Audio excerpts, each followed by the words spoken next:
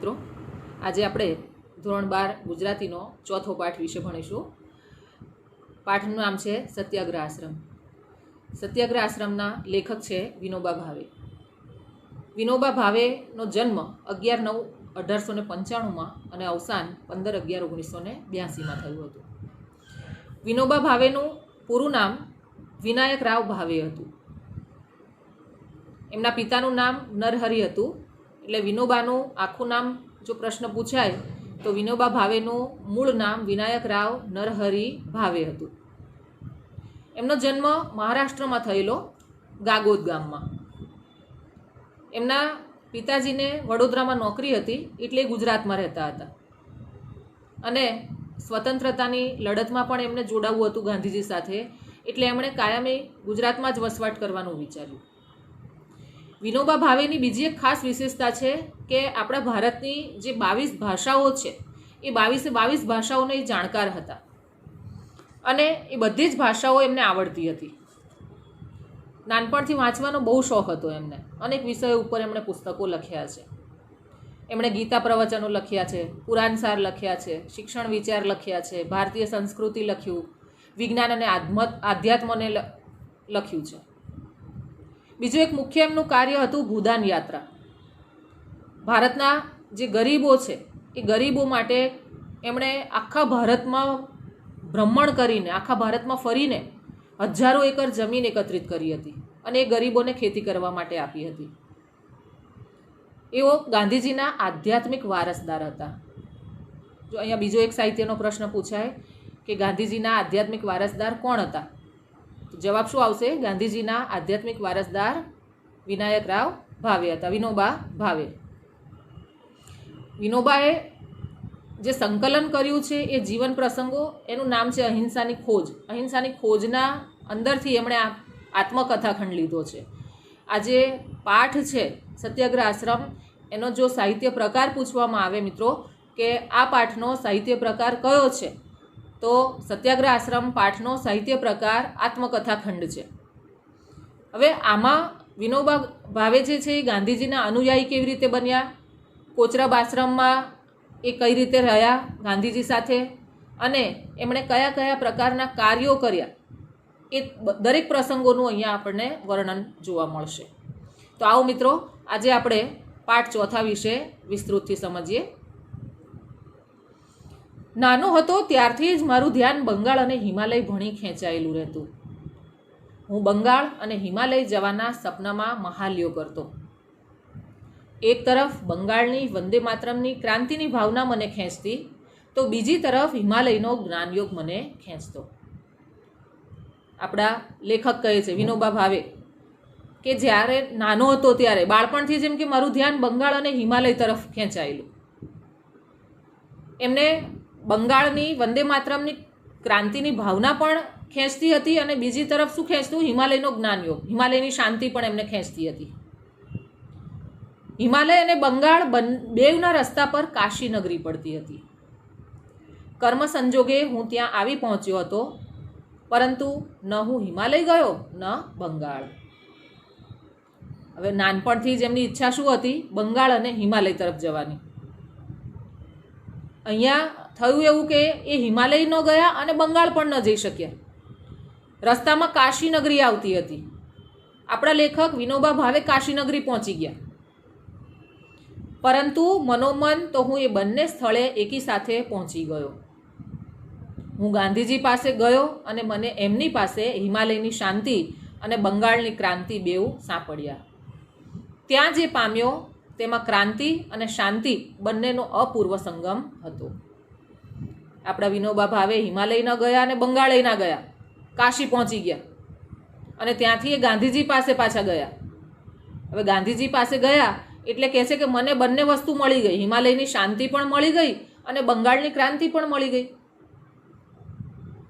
અને એ બંનેનો સંગમ ગાંધીજીના અંદર એમને જોવા મળ્યો.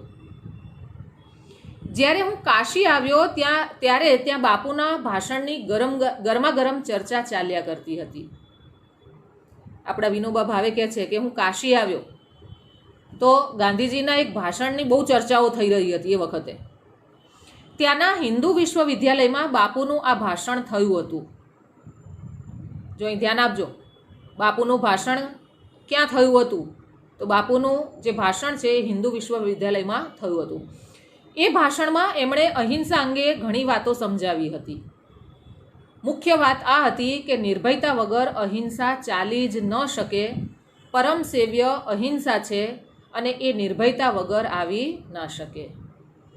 ત્યાં જે ભાષણ આપ્યું હતું ગાંધીજીએ એ અહિંસા વિષય ઉપર જ આપેલું, અને એમણે એક જ વાત કીધી હતી કે નિર્ભયતા વગર અહિંસા આવશે જ નહીં. અહિંસા માટે નિર્ભયતા જરૂરી છે. પરમ સેવ્ય અહિંસા છે, મતલબ મન અને કર્મથી આપણે અહિંસામાં માનવું પડશે, નીડર થવું પડશે. એ ભાષણમાં એમણે વિવિધ આભૂષણોથી સજી ધજીને આવેલા મહારાજાઓને પણ સારી પેઠે ઝૂડી કાઢ્યા હતા. હવે એ ભાષણમાં મહારાજાઓ આવ્યા હતા આભૂષણો પહેરીને તૈયાર થઈને. એટલે ગાંધીજીએ જોયું કે આ ભાષણમાં આ ભાષણના અંદર એમ કે મહારાજાઓ સજી ધજીને આવ્યા છે, આભૂષણો પહેરીને આવ્યા છે. એટલે ગાંધીજી એમના ઉપર બહુ જ ગુસ્સો કર્યો. કેમ ગુસ્સો કર્યો? કે એ વખતે આપણા ભારતમાં અંગ્રેજોનું શાસન હતું. અંગ્રેજો આપણા ગરીબો ઉપર જુલ્મ કરતા હતા, અત્યાચાર કરતા હતા, આપણા ગરીબ લોકો ભૂખ્યા મરતા હતા. અને એવામાં આ મહારાજાઓ આભૂષણોથી સજી ધજીને આવે એ ગાંધીજીને ગમ્યું નહીં. હું ત્યાં પહોંચ્યો ત્યારે આ ઐતિહાસિક ભાષણને થયે 1 મહિનો વીતી ગયો હતો, તો પણ નગરીમાં એનો પ્રભાવ હતો. જ્યારે મેં એ ભાષણ વાંચ્યું ત્યારે કેટલીક શંકાઓ અને પ્રશ્નો મારા મનમાં જાગ્યા. એટલે આ બધા પ્રશ્નો સામે ધરતો એક પત્ર મેં બાપુના નામે લખ્યો. એમણે એ પત્રનો મને ખૂબ જ સરસ જવાબ આપ્યો. હવે આપણા લેખક વિનોબા ભાવે કાશીનગરીમાં હતા. ત્યાં ગયા એટલે એમણે ગાંધીજીના અહિંસાના ભાષણ વિશેની ચર્ચાઓ સાંભળી. એમના મનમાં અનેક પ્રશ્નો થયા. હવે એ પ્રશ્નોના જવાબ માટે એમણે શું કર્યું? એ પ્રશ્નો બાપુજીને એક પત્ર દ્વારા મોકલ્યા. હવે ગાંધીજીએ એનો જવાબ પણ ખૂબ સરસ રીતે આપ્યો છે. 10-15 દિવસ પછી ફરી મેં એમને શંકાઓ પૂછી ત્યારે એમનું એક પત્તું આવ્યું. પત્તું એટલે પત્ર. 10-15 દિવસ પછી ફરીથી વિનોબા ભાવેએ એમને ફરીથી પ્રશ્નો પૂછ્યા, શંકા હતી એનું સમાધાન પૂછ્યું. એટલે ગાંધીજીએ ફરી એક પત્તું મોકલ્યું, એક પત્ર મોકલ્યો કે અહિંસા અંગે જે પ્રશ્નો છે તેનું સમાધાન પત્ર વ્યવહારથી ન થઈ શકે. તે માટે તો જીવન સાથેનો સ્પર્શ જ જોઈશે. એટલે થોડા દિવસ મારી પાસે આશ્રમમાં આવો અને રહો, તો ધીરે ધીરે વાતચીત ચાલતી રહેશે. એમનો આ જવાબ કે સમાધાન વાતોથી નહીં જીવનથી થશે મને સ્પર્શી ગયો. વિનોબા ભાવેએ ફરી એક પત્ર લખ્યો. ફરી ઘણા બધા પ્રશ્નો હતા એમના મનમાં. ગાંધીજીએ એક પત્રમાં લખ્યું કે ભાઈ આ રીતે પત્રોથી તમારું પ્રશ્નોનું સમાધાન નહીં થાય. તમને જો મનમાં શંકાઓ હોય તો મારા આશ્રમમાં આવો, મારી પાસે રહો, તો આપણે વાતચીત કરી અને તમારે જે શંકાઓ છે એનું સમાધાન કરી દઈશું. એટલે આ વાત વિનોબા ભાવેને બહુ સ્પર્શી ગઈ કે સમાધાન વાતોથી નહીં જીવનથી થશે. અહીંયા બીજો એક પ્રશ્ન છે કે ગાંધીજીની કઈ વાત વિનોબા ભાવેને સ્પર્શી ગઈ? તો ગાંધીજીની સમાધાન વાતોથી નહીં જીવનથી થશે એ વાત સ્પર્શી ગઈ. એ જવાબની સાથે બાપુએ આશ્રમની એક નિયમ પત્રિકા પણ મોકલેલી. હવે ગાંધીજીએ જે વળતો જવાબ આપ્યો હતો એની સાથે આશ્રમમાં જે નિયમોનું પાલન થાય છે એનો પણ એક પત્રિકા મોકલી સાથે, જે મારા માટે ઓર આકર્ષક હતી. એ લેખક માટે બહુ વધારે આકર્ષક હતી. ત્યાં સુધી કોઈ પણ સંસ્થાની આવી પત્રિકા મારા વાંચવામાં ક્યારેય આવી નહોતી. અત્યાર સુધી વિનોબા ભાવેએ કોઈ પણ સંસ્થાની આવી પત્રિકા વાંચી જ નહોતી. જો પત્રિકામાં શું લખ્યું હતું? એમાં લખ્યું હતું, આ આશ્રમનું ધ્યેય વિશ્વહિત અવિરોધી દેશ સેવા છે અને એના માટે અમે નીચે લખેલા વ્રતો જરૂર માનીએ છીએ. જે ગાંધીજીએ પત્ર લખ્યો હતો, વળતો જવાબ આપ્યો હતો લેખકને, એની સાથે પત્રની સાથે એક નિયમ પત્રિકા મૂકી હતી. એ નિયમ પત્રિકા શું હતી? એમની સંસ્થામાં કયા કયા પ્રકારના નિયમોનું પાલન થાય છે એના વિશે એમણે લખ્યું હતું. એટલે કયા કયા નિયમોનું પાલન થાય છે આશ્રમમાં? જો સત્ય, અહિંસા, બ્રહ્મચર્ય, અસ્તેય, અપરિગ્રહ, શરીર શ્રમ વગેરે એકાદશ વ્રતોના નામ લખ્યા હતા. ગાંધીજીએ પોતાના આશ્રમમાં જે વ્રતોનું પાલન થાય છે એ બધું એક નિયમ પત્રિકામાં લખીને મોકલ્યું. જો એકાદશ વ્રત એટલે કે 11 પ્રકારના વ્રતો, ગાંધીજી પોતાના આશ્રમમાં આ વ્રતોનું પાલન કરતા હતા અને એમના જે અનુયાયી હતા એ બધાને આ 11 વ્રતોનું પાલન કરાવતા હતા. એમાં ધ્યાન રાખજો કયા કયા લખેલા છે વ્રતો, બરાબર. જો એમાં સત્ય એટલે કે સાચું બોલવું, અહિંસા, બ્રહ્મચર્ય, અસ્તેય એટલે ચોરી ન કરવી, સાચું, અપરિગ્રહ એટલે સંગ્રહ ન કરવો કોઈ પણ વસ્તુનો, શરીર શ્રમ એટલે જાત મહેનત કરવી વગેરે જેવા 11 પ્રકારના જે નિયમો છે એ નિયમો ગાંધીજીએ લખીને મોકલાવ્યા. મને આ ભારે નવાઈજનક લાગ્યું. મેં તો ઇતિહાસના ઘણા થોથા વાંચી કાઢેલા, પરંતુ દેશના ઉદ્ધાર માટે વ્રતોનું પાલન જરૂરી મનાયું હોય એવું ક્યાંય ન ભાળ્યું. લેખક માટે આ બહુ આશ્ચર્યજનક હતું. એમણે તો ઇતિહાસના ઘણા મોટા મોટા ગ્રંથો વાંચી નાખ્યા, પરંતુ દેશના ઉદ્ધાર માટે આવા નિયમોનું પાલન પણ કરવાનું હોય એવું પહેલીવાર એમને લાગ્યું. આ બધી વાતો તો યોગશાસ્ત્રમાં, ધર્મગ્રંથમાં, ભક્તિ માર્ગમાં આવે છે, પરંતુ દેશ સેવા માટે પણ આવશ્યક હોય છે એ આ પત્રિકામાં હતી. એટલે મારું મન એ તરફ ખેંચાઈ ગયું. હવે વિનોબાનું મન ગાંધીજીના આશ્રમ તરફ ખેંચાઈ ગયું છે. આ માણસ દેશની રાજનૈતિક સ્વતંત્રતા અને આધ્યાત્મિક વિકાસ બંને સાથોસાથ સાધવા માંગે છે એવું મને લાગ્યું. મને આવું જ જોઈતું હતું. બાપુએ લખેલું, તું અહીં ચાલ્યો આવ, અને હું બાપુની પાસે પહોંચી ગયો. લેખકને પણ આવું જ જોઈતું હતું કે જ્યાં સ્વતંત્રતા માટેના પ્રયત્નો પણ હોય અને આધ્યાત્મિકતા પણ હોય, બંનેનો સમન્વય હોય. આશ્રમમાં બંનેનો સમન્વય છે, એટલે લેખકને તો આવું જ જોઈતું હતું. એ બાપુએ લખ્યું હતું કે તું અહીંયા આવ આશ્રમમાં રહેવા માટે, અને લેખક આપણા આશ્રમમાં પહોંચે છે. એ દિવસ હતો 7 જૂન 1916નો. આપણા જે લેખક છે વિનોબા ભાવે એ 7 જૂન 1916ના દિવસે અમદાવાદ કોચરબ આશ્રમે પહોંચે છે. હું અમદાવાદ સ્ટેશને ઉતર્યો. મારી પાસે ઝાઝો સામાન તો કશો હતો નહીં, એટલે જાતે જ ઉપાડી લીધો અને રસ્તો પૂછતા પૂછતા જ ચાલવા માંડ્યો. 7 જૂન 1916ના દિવસે વિનોબા ભાવે અમદાવાદ પહોંચ્યા. બહુ વધારે સામાન હતો નહીં, ઝાઝો એટલે વધારે, એટલે એમણે જાતે જે સામાન ઉચકી લીધો અને રસ્તો પૂછતા પૂછતા એ આગળ ચાલવા માંડ્યા. એલિસ બ્રિજના રસ્તે ચાલીને સવારે 8 વાગ્યે આશ્રમ કોચરબ પહોંચ્યો. એલિસ બ્રિજથી આગળ કોચરબ આશ્રમ આવે, એટલે આપણા લેખક એલિસ બ્રિજના રસ્તે ચાલતા ચાલતા સવારે 8 વાગ્યે આશ્રમ પહોંચી જાય છે. બાપુને ખબર પહોંચાડાઈ કે કોઈ નવા ભાઈ આવ્યા છે. એમણે કહ્યું કે ભલે નાહી ધોઈને મને મળવા આવે. ગાંધીજીને ખબર મોકલી કે કોઈ ભાઈ આવ્યા છે, એટલે ગાંધીજીએ કીધું કે એમને નાહી ધોઈને મને મળવા મોકલો. નાહી ધોઈને હું એમની પાસે પહોંચી ગયો ત્યારે એ શાક સમારતા હતા. વિનોબા ભાવે સવારે નાહી ધોઈને ગાંધીજીને મળવા માટે જાય છે. ત્યાં જુએ છે તો ગાંધીજી શું કરી રહ્યા છે? શાક સમારી રહ્યા છે. મારા માટે આ પણ એક નવાઈનું જ દ્રશ્ય હતું. રાષ્ટ્રનેતા શાકભાજી પણ સમારે, આવું તો ક્યારેય સુણ્યું નહોતું. લેખક કહે છે કે મારા માટે આ એક આશ્ચર્યજનક હતું. નવાઈ થઈ મને કે આપણા રાષ્ટ્રનેતા છે ગાંધીજી, એ પણ શાકભાજી સમારે. એમના પ્રથમ દર્શને જ મને શ્રમનો પાઠ મળ્યો. પહેલી જ મુલાકાત હતી. પહેલી મુલાકાતમાં જોયું કે ગાંધીજી પોતે શાકભાજી કાપી રહ્યા છે, સમારી રહ્યા છે. બાપુએ એક ચપ્પુ મારા હાથમાં પણ પકડાવી દીધું. મેં તો એ પહેલાં ક્યારેય શાક સમાર્યું નહોતું, પરંતુ તે દિવસે પાઠ મળ્યો ત્યાં મને મળેલી આ પ્રથમ દીક્ષા હતી. લેખકને એક સબક મળ્યો, પાઠ મળ્યો, શ્રમનો પાઠ. કારણ કે ગાંધીજી પોતે રાષ્ટ્રનેતા હોવા છતાં પણ શાકભાજી કાપી રહ્યા છે, એટલે ગાંધીજીએ લેખકના હાથમાં પણ એક ચપ્પુ આપી દીધું. લેખકને તો શાક સમારતા આવડતું નથી, ક્યારેય ચપ્પુ પકડ્યું નહોતું, પણ તે દિવસે લેખક કહે છે કે મને પ્રથમ દીક્ષા મળી. પછી શાક સમારતા સમારતા એમણે મારે વિશે પૂછપરછ આદરી. પછી કહે, જો અહીંની રહેણી કરણી તને ગમતી હોય અને તારું જીવન તું જો સેવા કાર્યમાં લગાવવા માંગતો હોય તો અહીં રહે, મને એથી ખુશી થશે.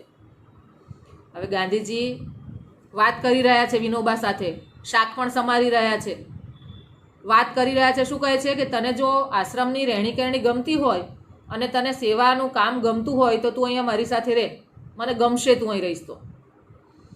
મારી જિજ્ઞાસા તેઓ પામી ગયા હતા. જિજ્ઞાસા, નવું નવું જાણવાની ઈચ્છા. લેખક કહે છે કે મારી જિજ્ઞાસા એવો સમજી ગયા. પછી કહે, પણ તમે થોડા માંદલા દેખાવ છો. આત્મજ્ઞાની કદી માંદો ન પડે. આ બીજો પાઠ. બાપુએ કહેલી આ વાત હું ક્યારેય ભૂલી નથી શકતો.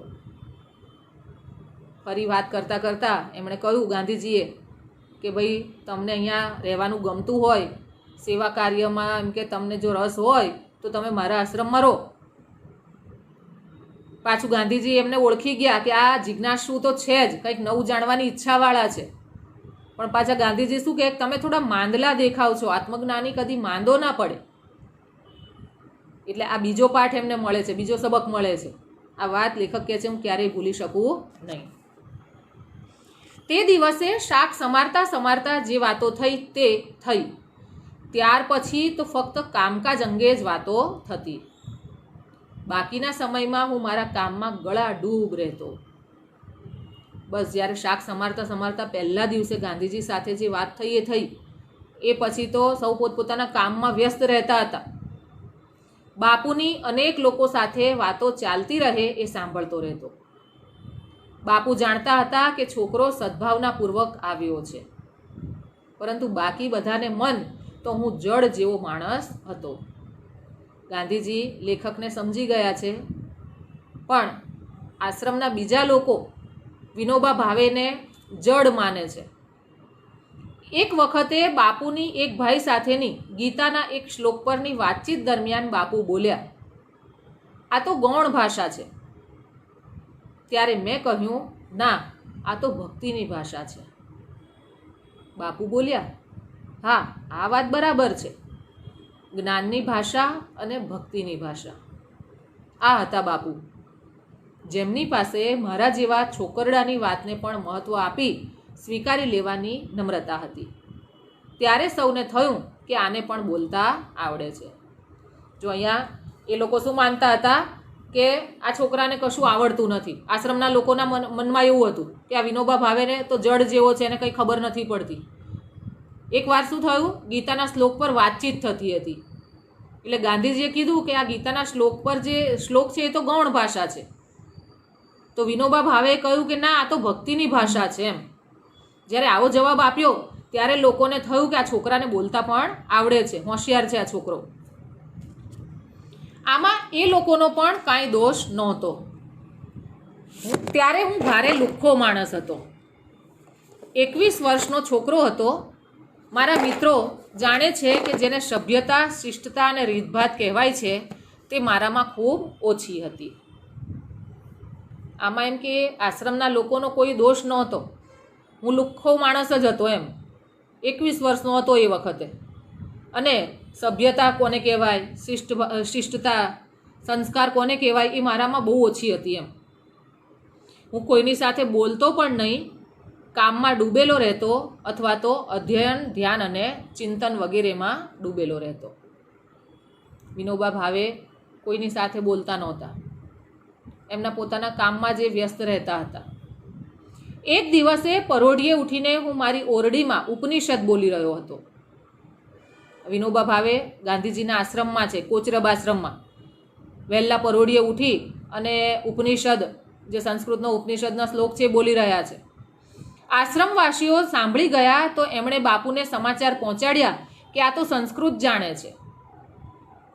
પછી બાપુએ પૂછપરછ કરી. વચ્ચે વચ્ચે તેઓ મને પ્રાર્થનામાં કશુંક બોલવા કહેતા હતા. બાપુને ખબર પડી કે આ તો ઉપનિષદ વાંચે છે એટલે કે સંસ્કૃત જાણે છે. આશ્રમના લોકોએ બાપુને કહ્યું કે ભાઈ આને તો સંસ્કૃત આવડે છે, એટલે પ્રાર્થનામાં કંઈક વચ્ચે વચ્ચે બોલવાનું કામ વિનોબા ભાવેને સોંપ્યું.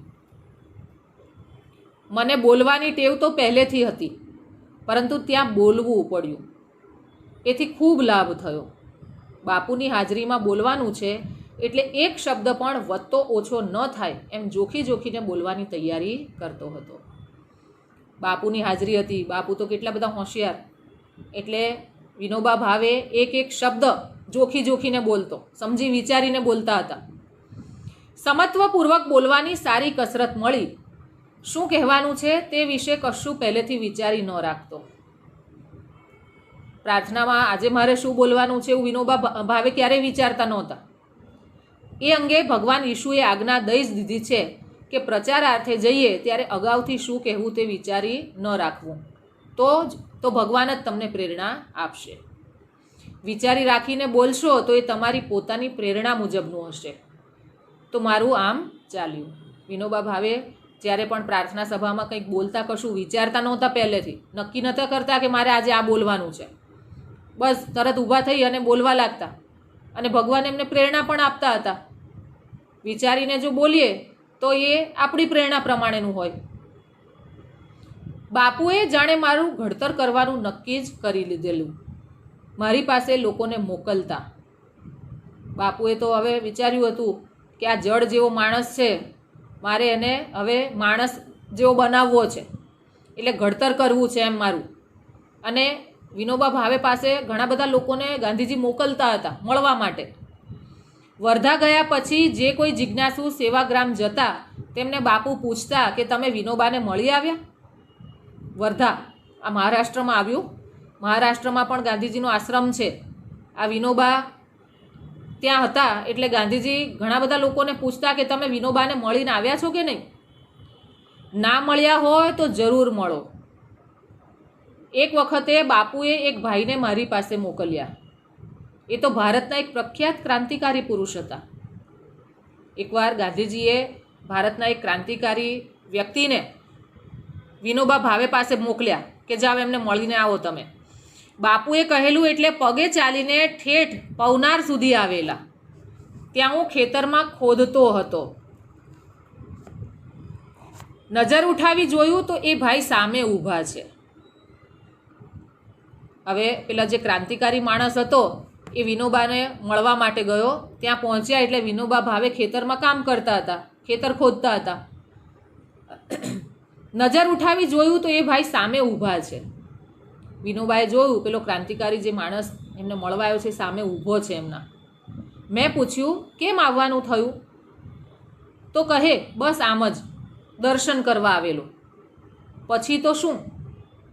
બીજી કોઈ વાતચીત ન થઈ. વિનોબાએ કહ્યું કે કેમ અહીંયા આવ્યા? તો પેલો માણસ કહે છે, જે ક્રાંતિકારી માણસ છે તે, કે બસ તમને મળવા આવ્યો હતો.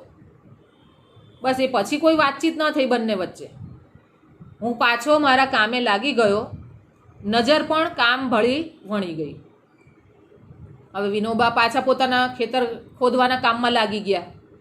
એ ભાઈ થોડીવાર ઊભા રહ્યા, પરંતુ કાંઈ બોલ્યા નહીં. પછી જઈને એમણે બાપુ પાસે રાવ ખાધી કે તમે કેવા માણસ પાસે મને મોકલી આપ્યો. પેલો ક્રાંતિકારી માણસ થોડીક વાર ઊભો રહ્યો કે વિનોબા ભાવે પોતાનું કામ છોડી અને એમની પાસે આવે ને વાતો કરે. પણ વિનોબા એમની પાસે ન ગયા. એ તો ખેતર ખોદવાના કામમાં પાછા લાગી ગયા. એટલે પેલો માણસ પાછો કંટાળીને ગાંધીજી પાસે ગયા. ગાંધીજીને રાવ ખાધી એટલે કે ફરિયાદ કરી કે તમે કેવા માણસ પાસે મને મોકલી દીધો. મારી સાથે કશી વાતચીત પણ ના કરી. વિનોબા ભાવે મારી જોડે કોઈ વાત ના કરી. હું ત્યાં ઊભો રહ્યો થોડીક વાર. બાપુ સમજી ગયા. પૂછ્યું તમે ત્યાં ગયા ત્યારે શું કરતા હતા? ગાંધીજી સમજી ગયા કે તમે વિનોબાને મળવા ગયા ત્યારે વિનોબા ભાવે ત્યાં શું કરતા હતા. જમીન ખોદતા હતા એ જાણ્યું એટલે બાપુ કહે તો પછી નારાજ થવાની શી જરૂર છે? વિનોબા પોતાનું કામ કરી રહ્યો હતો ત્યારે તમારી સાથે બોલે કેવી રીતે? તમને ખબર નથી કે કોઈને મળવા જવાનું હોય તો પહેલેથી સમય માંગી લેવો જોઈએ? આમ બાપુએ એમને તો મનાવી લીધા. પેલો જે પ્રસિદ્ધ ક્રાંતિકારી હતા જે વિનોબા ભાવેને મળવા ગયા, વિનોબા ખેતર ખેડતા હતા એટલે વિનોબાએ એમને ટાઈમ આપ્યો નહીં, વાતો કરી નહીં. એટલે પેલા ભાઈને થોડુંક ખોટું લાગ્યું. ગાંધીજી પાસે ફરિયાદ કરે છે કે ભાઈ આ વિનોબા ભાવે તો કેવા છે, હું ગયો ઊભો રહ્યો પણ એમણે કોઈ વાત કરી નહીં મારી જોડે. એટલે ગાંધીજીએ શું કહ્યું કે તમે ગયા ત્યારે વિનોબા શું કરતા હતા? તો કે ખેતર ખેડતા હતા. ગાંધીજી કે પોતે ખેતર ખોદતા હતા તો તમારી સાથે કેવી રીતે વાત કરે? અને તમારે જો એમને મળવું હતું તો પહેલેથી સમય માંગી લેવો હતો, એપોઇન્ટમેન્ટ લેવી જોઈએ તમારે. બાપુએ એમને તો મનાવી લીધા, પણ પછી જ્યારે મને મળ્યા ત્યારે મને ફટકાર્યો. બાપુએ પેલા ક્રાંતિકારી માણસને તો સમજાવી દીધા, પણ પછી જ્યારે વિનોબા ભાવેને મળ્યા ત્યારે થોડોક ફટકાર્યો, એટલે કે ગુસ્સો કર્યો એમની ઉપર. કહે, ભલા માણસ, કોઈ આવે ત્યારે એને મળવું, એની સાથે વાતચીત કરવી એ પણ એક પ્રકારનું કામ જ છે. આમ એમના હાથે મારું ધીરે ધીરે ઘડતર થતું આવ્યું છે. વિનોબા શું કહે છે કે મારું ઘડતર ગાંધીજીએ જ કર્યું છે. ઘણા બધી હું જડ જેવો હતો, એમ મને કશી ખબર નહોતી પડતી કોની સાથે કેવી રીતે વાત કરવી, શું કરવું. પણ એમના સાથે રહીને, આશ્રમમાં રહીને હું ઘણું બધું શીખ્યો. મારા જીવનનું ઘડતર થતું ગયું. સ્વભાવે હું જંગલી જાનવર જેવો છું. બાપુએ મને પાળીતા પ્રાણી જેવો બનાવ્યો. વિનોબા પોતાને જંગલી જાનવર જેવો કહે છે કે હું તો સાવ જંગલી જાનવર જેવો હતો, મને કશું જ ખબર નહોતી પડતી, કશું આવડતું નહોતું. બાપુએ મને પાળીતા પ્રાણી જેવો બનાવ્યો. એટલે બાપુએ મારું ઘડતર કર્યું. એમના ચરણોમાં બેસીને જ હું અસભ્ય માણસમાંથી સેવક બન્યો છું. બાપુની સાથે રહીને મને સેવાની લગન લાગી. હું એમની પાસે રહીને અસભ્ય માણસમાંથી સેવક બન્યો છું. મને સેવા કરવાનું હવે એમ કે આવડી ગયું, સેવાની લગન લાગી ગઈ મને. હું સેવાને ભગવાનની પૂજાનું સાધન અને જનતાને મારો સ્વામી માનું છું. ભગવાનની પૂજા કરવી એ સેવા કરવી બરાબર જ છે. સેવા કરવો એ ભગવાનની પૂજા જેવું જ કામ છે.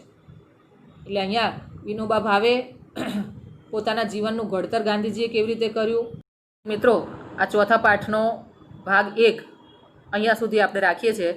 ફરીથી ચોથા પાઠનો બીજો ભાગ હું તમને વિડીયો દ્વારા મોકલી આપીશ. આટલા પાઠમાં જેટલા પણ ટૂંકા પ્રશ્નો કે ગ્રામર આવતું હોય એ તમે ફરીથી પાઠ વાંચી અને એમાંથી લખી નાખજો. સ્વાધ્યાયમાં પણ ઘણા બધા પ્રશ્નો આમાંથી જ પૂછાશે. Okay, thank you.